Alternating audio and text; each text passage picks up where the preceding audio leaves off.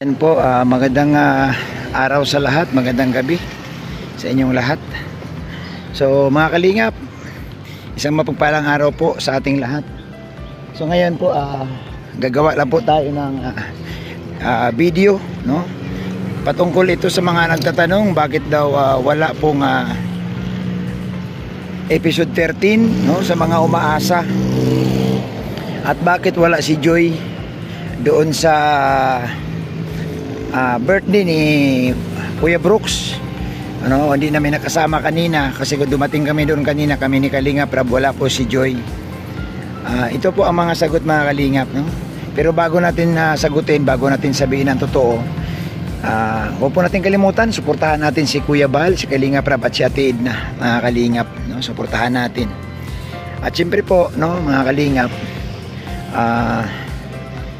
suportahan din po natin ang lahat ng love team ni Kalingap Rab at siyempre po ang Danjoy. At siyempre gusto ko rin pasalamatan, no, yung mga butihing sponsor ni Joy na nakaraan lang nagpa-dinner po dito sa Daet. Gusto ko pong pasalamatan sila, mga Kalingap, mga kapatid. Sana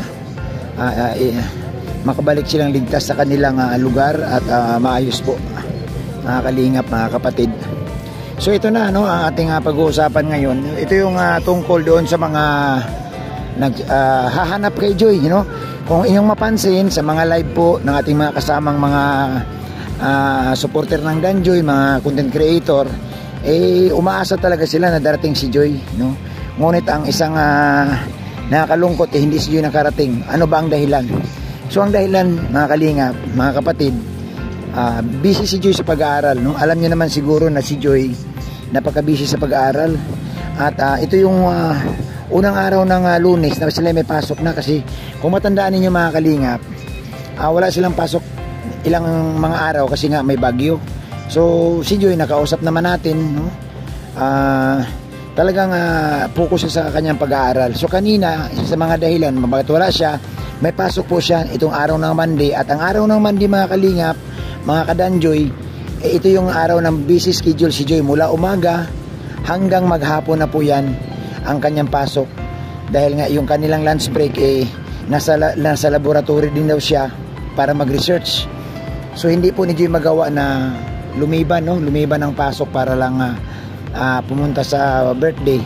Sana nga maunawaan po lahat po ng mga viewers, mga Kalingap. Huwag po natin bigyan ng masamang issue, huwag po natin bigyan ng masamang kahulugan ang hindi pagpunta ni Joy sa birthday kaninang tanghali. Dahil nga po, unang-una may pasok po siya at yung kanyang schedule napaka hektik talaga, no? Yung bang halos na nga ang kanyang break time 30 minutes na lang.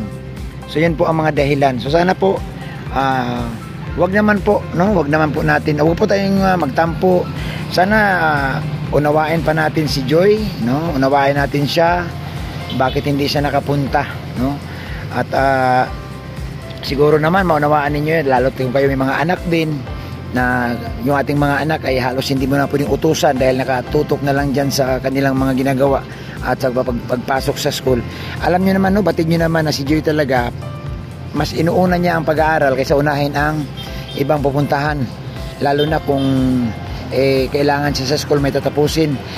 Si Joy naman, mga Kalingap, mga kapatid, pumupunta po yan, no? Pumupunta po yan sa mga imbitasyon kung siya po ay libre. Katulad na lang po na nakarang mga araw na wala siyang pasok. Kung inyong mapansin, noong mga nakarang araw na walang pasok po ang Cam Norte, lahat to na nag-imbita kay Joy, pumupunta si Joy, no? May mga dinner man yan, may mga request ang sponsor, pumupunta si Joy kasi nga may pasok siya. Kung matandaan ko, nung dumating ang sponsor, sabi ni Joy, mabuti na lang po wala akong pasok kasi kung may pasok po, mahirapan po akong lumiban sa klase. So nagpapasalamat din itong mga sponsor, lalo na si Kanuli, si Mama Helen, no? Si Mama Ribet, na dumating sila guys dito sa Daet. Nataon din naman guys na walang pasok si Joy ng ilang araw. Kaya nagkaroon po talaga ng magandang pagkikita, nagbanding talaga ang mga sponsor. Nakasama nila si Joy kasi ang sabi nga ni Joy, kung nataon po na may pasok, hindi talaga siya makakapunta sa mga imbitasyon. Katulad nga nito nangyari sa birthday ni Kuya Brooks. Pero naunawaan po ni Kuya Brooks, nandoon ako kanina, pinaliwanag ko na may pasok si Joy, at baka sakali, no, baka sakaling sa gabi makapunta rin siya kasi andyan naman si Kalingap Dan, pwedeng sunduin, no, sa school. So sana ang pakiusap ko, wag naman po, no, mga ka-DJ, mga viewers, wag po nating ibahin, wag natin bigyan ng masamang kahulugan ang hindi pagpunta. Siyempre po nag-aaral po si Joy, mas mahalaga sa kanyang pag-aaral, di po ba? Yun po ang importante, mahalaga. Kaya pasensya na po doon sa hindi pagpunta ni Joy doon sa birthday ni Kuya Brooks. Pero ganun pa man, no, sana maunawaan, nakiusap tayo, maunawaan po ninyo, maunawaan nating lahat ang isang estudyante na nag-aaral at gusto talagang mapuko sa pag-aaral. Sana po malinaw, no? Malinaw ito para sa lahat. Yun po. So, even naman si Kalinga Prab, no, kanina kung nanood kayo sa live ni Ria Olarte, ang sabi ba, tinanong ni Ria Olarte sa Kalinga Prab na, Kalinga Prab, bakit daw wala pang episode 13? Kasi yun po ang inaabangan po ng mga tao, no? Ang sagot ni Kalinga Prab, simple lang, may pasok po si Joy. So, ang sabi ni Kalinga Prab, mag-antay-antay lang po, baka sa mga susunod na araw. Note, hindi nagsabi si Kalinga Prab ng anong araw. Mag-antay-antay lang po sa mga susunod na araw kung si Joy po ay walang pasok. Guys, si Kalinga Prab, never ni Kalinga Prab abalahin ang mga Kalingap Angels kung talaga may pasok sila, kasi ang gusto ni Kalinga Prab, makatutok siya sa pag-aaral. Yan po talaga ang ni Kalinga Prab, no? Sinasabi sa akin na huwag natin abalahin ang mga Angels kung sila may pasok sa school. Pero kung sila na may libre, magbigay din sila ng kanilang oras. So yun po, no, malinaw yan kay Kalinga Prab. Kasi sinabi ni Kalinga Prab doon sa live ni Ria Olarte na kaya wala si Joy, hindi namin kasama dahil may pasok. So mahalaga po talaga, even si Kalinga Prab nga, di ba? Kalinga Prab ang tawag nito, ang may likha ng love team, naunawaan niya na may pasok si Joy. So sa inyong lahat po, mga Kalingap, mga kapatid, yan po ang ating paliwanag. Huwag po kayong mag-alala, no? May mga susunod pa naman, no? Ang sabi ko nga, hindi na po ito katulad nung dati na sila si Joy high school pa lamang. Sila si Joy nung nakarang araw, kung matandaan ninyo na anytime pwedeng i-vlog, anytime pwedeng puntahan. Bakit? Nandyan lang po sila sa school. Nandyan lang po sila sa bahay nila. Wala naman sila ibang pinupuntahan. Madali po mag-vlog. Ay ngayon hirap kasi nga lalabas ng gabi si Joy, ang hirap mag-shooting ng gabi. Saan ka pupunta? Diba? Wala namang lugar na sa daet na maliwanag kung gabi na magbablog ka pa, at napakadelikado rin, no? So nag-adjust talaga si Kalinga Prab sa mga oras, lalo na sa Kalingap Angels. Ngunit ganun pa man, naunawaan ni Kalinga Prab lahat yan. So sa mga viewers po, umingi tayo ng paumanhin, no, sa pagpunta ni Joy kaninang tanghali, pero baka mo, malay mo sa gabi makakapunta siya. So yun lamang po, mga Kalingap, yung ating kunting paliwanag, no?